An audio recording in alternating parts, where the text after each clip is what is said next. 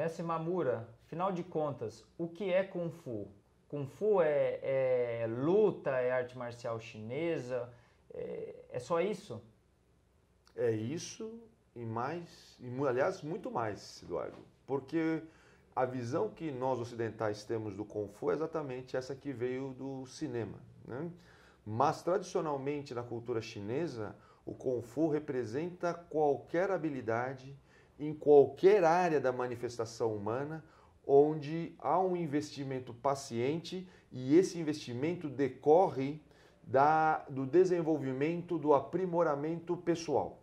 Então, é muito interessante essa conexão entre o artista e sua arte. Ou seja, para que a sua arte evolua, o artista precisa ser um ser humano melhor.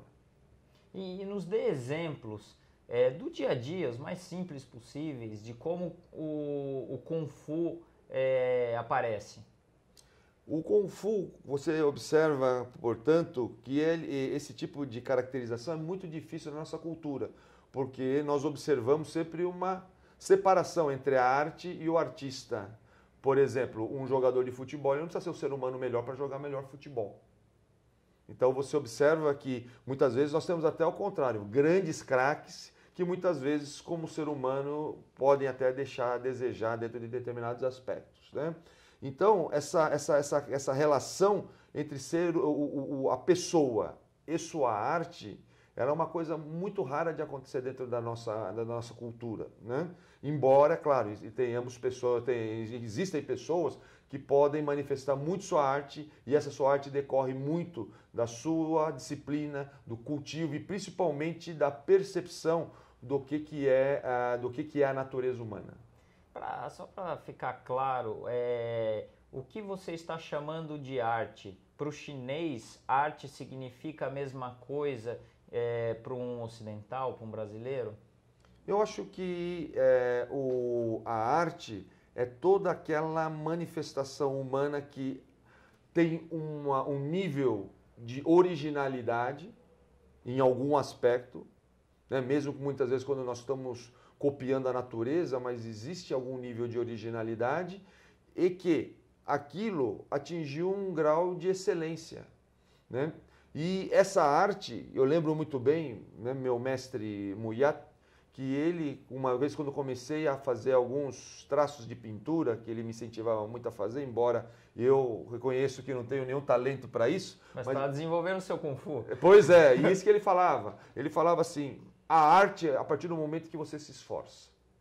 Que é exatamente a noção de Kung Fu que era defendida pelos neoconfucionistas. Ou seja, o Kung Fu ele vai desde o esforço até o efeito da habilidade alcançada através desse esforço. Certo.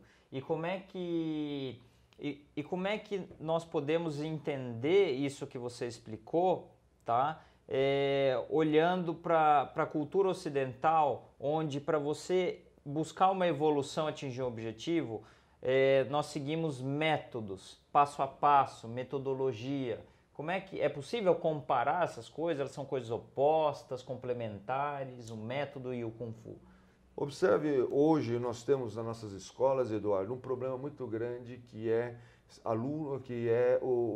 alunos com déficit de atenção ou de hiperatividade, né? Eles são muitas vezes rotulados assim como tal, né? Por quê? Porque muitas vezes eles não se ajustam a determinada metodologia.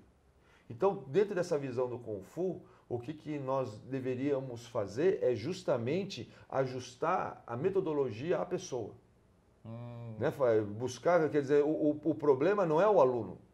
Muitas vezes o problema é o método ou o professor, que não está em condições de ajustar ao aluno.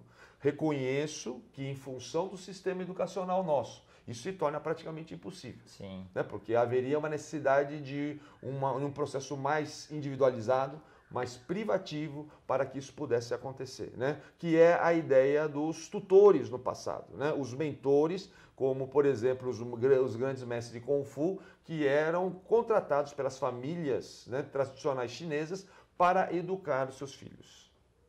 Entendi, quer dizer, então o papel de um mestre não é ensinar. No Kung Fu o mestre não ensina.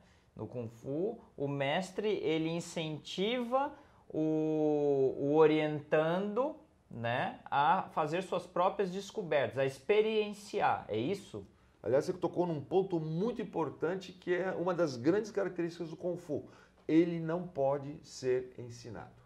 Ele, quer dizer, então, um mestre, um mentor, ele vai, acima de tudo, propiciar condições para que o aluno possa aprender a aprender.